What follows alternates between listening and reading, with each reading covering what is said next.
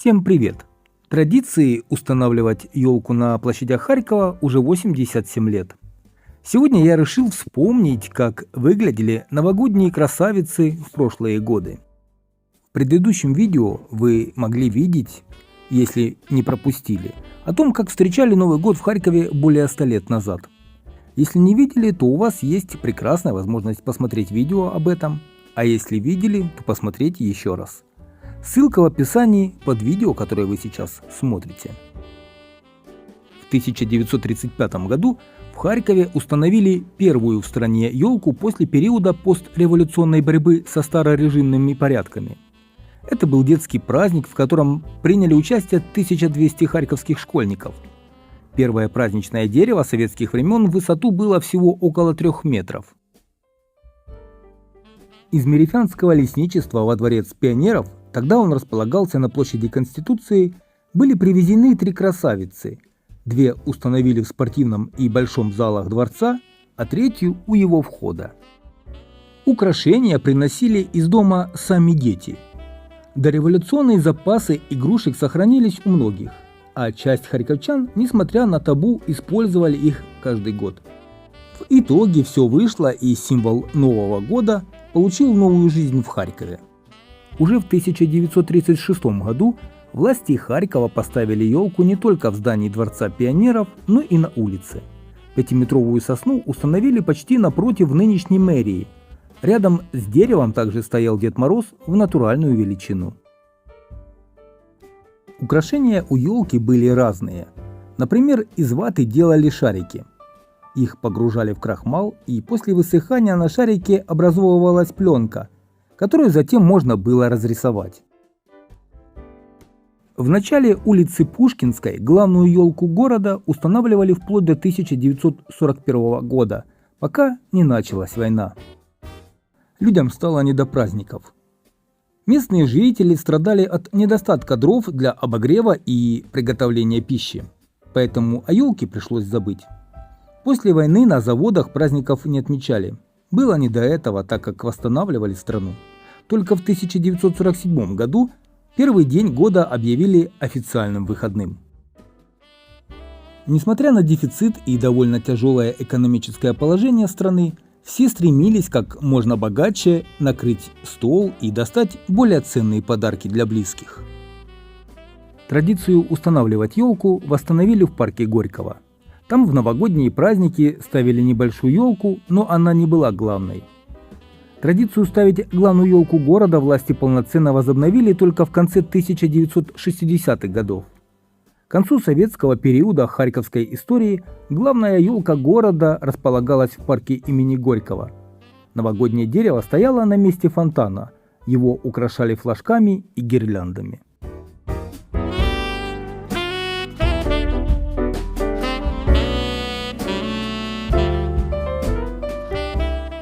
В 1972 году елка была высотой в 15 метров. Игрушки преимущественно клеили из бумаги и картона. Поэтому, если новогодний снег вдруг сменялся дождем, елочные украшения сразу переставали выглядеть празднично.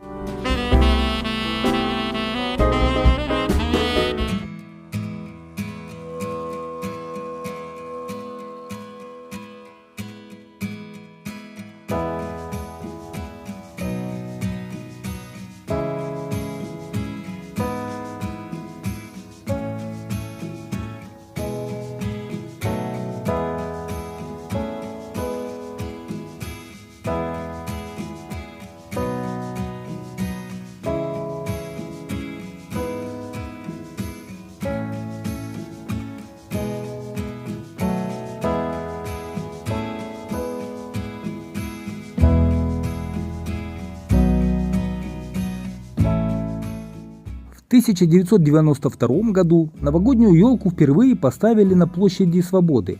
Она была выше и шире, чем в парке Горького. Рядом построили новогодний городок для детей. Еще через пару лет власти решили не просто поставить елку, но и организовать там гуляния в новогоднюю ночь с фейерверком и прочими прелестями. Елку стали наряжать обычными игрушками и гирляндами. Центральная елка Харькова была еще натуральнее, по-настоящему пахла хвоей, но состояла уже из нескольких фрагментов елок, которые вставлялись в трубчатую основу. Ее высота была около 20 метров.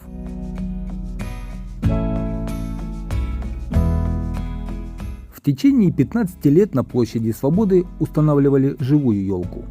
В 2007 году впервые на площади Свободы установили новую искусственную ель. Дерево украсили светодиодами, которыми управлял компьютер. Она была 25 метров в высоту. Также впервые на площади появился домик Деда Мороза. Его собирали как конструктор. На бревнах даже было указано, в какой последовательности и куда их укладывать. В 2008 и 2009 годах около елки появился первый в Украине ледовый городок. Новинка 2009 года – дворец Снежной Королевы. 12-метровый замок посреди ледового города строили харьковские конструкторы, скульпторы и арт-дизайнеры.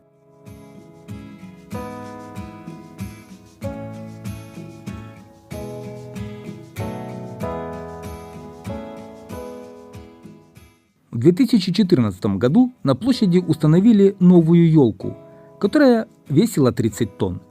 На дереве установили более 60 тысяч фонариков и световых устройств с 3 режимами работы – праздничным, дневным и ночным. Около нее демонстрировали 200 видов световых шоу.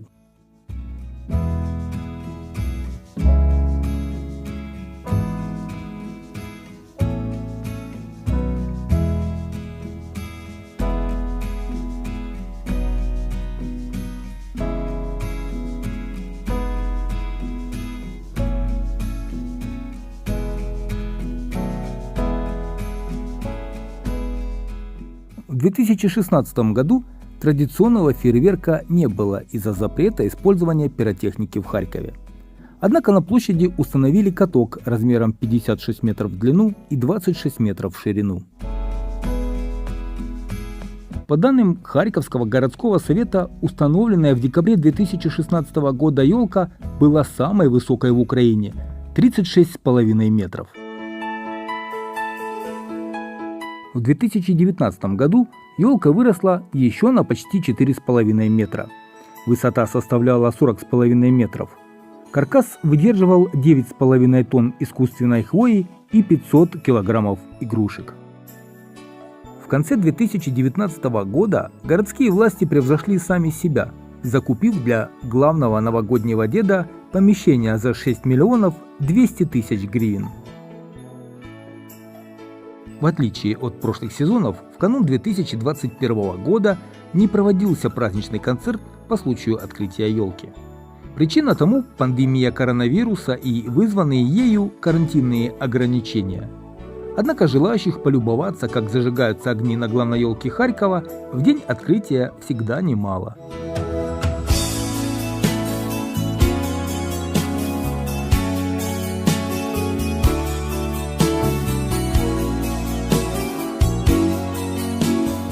В канун 2022 года во время новогодних каникул дети не смогли посетить дом Деда Мороза.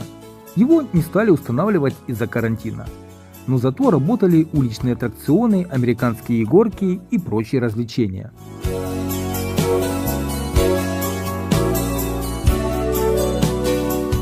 Среди новинок фотолокаций огромный шар, внутри которого установлены большая фигура Деда Мороза и киндер-сюрприза. Ну а 2023 и 2024 года харьковчане встретили и встретят в метро на станции «Университет», где установлена главная елка города. Из-за боевых действий сделать это на главной площади Харькова невозможно. К тому же в 2023 году, в честь наступающего нового 2024 года, в Харькове празднично оформили 7 станций метрополитена, а вход на главную елку Харькова свободный.